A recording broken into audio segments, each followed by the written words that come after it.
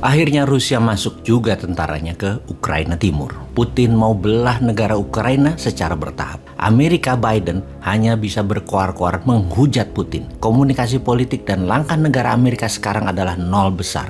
Maklum, si bosman ini beraliran politik agak mirip Republikan, khususnya Trump yang pro swasta, sangat anti kebijakan Biden yang heavy on government, mirip 6 presiden di Indonesia. Sehingga komennya sinis si bosman ini atas tindakan Biden, sesinis dan sepesimis langkah kebijakan luar negeri Wakanda dan kebijakan ekonomi di negeri Wakanda. Bener deh, Biden tidak pernah berani bertemu dan kontak langsung dengan Putin. Mungkin karena sudah pikun, seperti semua orang ketahui masalah kesehatan Biden ini, termasuk lemahnya si Kikling Harris yang suka cekikikan di depan publik ketika tidak bisa menjawab pertanyaan-pertanyaan. Pastinya penasihat-penasihat Gedung Putih membatasi langkah keduanya di publik internasional. Dan inilah sebenarnya masa yang ditunggu oleh New Mind untuk bergerak.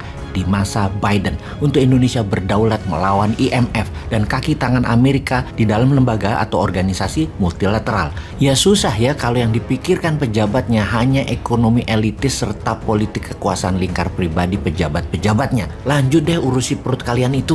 Kita kembali ke Putin yang tentaranya masuk ke timur Ukraina dengan judul Peacekeeping Army. Pemberontak separatis yang bergerak di dua wilayah Ukraina Timur yaitu Luhansk dan Donetsk yang dikenal dengan sebutan Donbas, wilayahnya tersebut akan dikendalikan Rusia, didamaikan versi Putin sih. Masuknya Rusia ini tanpa letusan senjata karena Putin dengan Moriskova 2.0-nya yang berkali-kali bosman urai memang menggunakan hybrid war strategi ini dan terbukti sangat efektif. Ini berkali-kali dijelaskan juga bahwa Tiongkok dengan obor, Amerika dengan Hairo, dan Rusia dengan Moriskova 2.0 semua strategi internasionalnya dan semuanya punya grand plan atau world map versi mereka masing-masing. Beda dengan negara yang diurus Lord, nggak ada peta kebijakan Indonesianya atau nation interestnya, yang ada peta kebijakan negara lain yang dipakainya. Kita bahas detailnya mengenai hybrid war ini di lain kesempatan.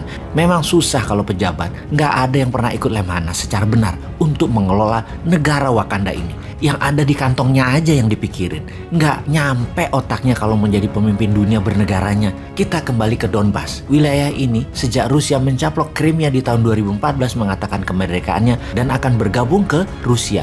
Dan memang Rusia sejak 5 tahun sebelum 2014 sudah pasang banyak kaki di gerakan insurgensi separatis di banyak wilayah di perbatasan-perbatasan Rusia. Mereka terus bergerak mengganggu keamanan wilayah tersebut sehingga penduduk yang bukan berbahasa Rusia banyak yang pindah. Ketika di Donbas saat ini semuanya sudah berbahasa Rusia.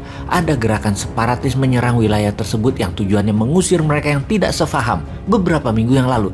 Dan inilah kode untuk Rusia untuk masuk. Dan sekarang akhirnya Rusia masuk dengan mengklaim misi perdamaian. Begitu masuk, pertempuran selesai. Bukan dimulai ya, selesai.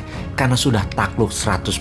Donbas adalah wilayah penghasil batu bara dan memiliki banyak tambang batu bara serta Donbas merupakan daerah industri. Ada sekitar 3,5 jutaan penduduk di sana yang semuanya berbahasa Rusia. Intinya, dua wilayah Luhansk dan Donetsk ini sudah takluk dan dianeksasi oleh Rusia. Dunia mau apa? Amerika bisa apa? NATO bagaimana bergeraknya? Semua sudah dibahas di video sebelum ini. Lengkap, termasuk pembenaran alasan Putin akan romantisme zaman Catherine the Great hingga kejayaan Soviet menggunakan Moriskova 2.0, bukan bedil-bedilan ala Hitler dan Perang Dunia Ketiga yang akan meluas. Itu bukan cara Putin. Senyap cara operasi intelijennya. Moriskova 2.0 adalah operasi intelijen, swift, silent, deadly. Kok sama dengan motonya Bosman ya?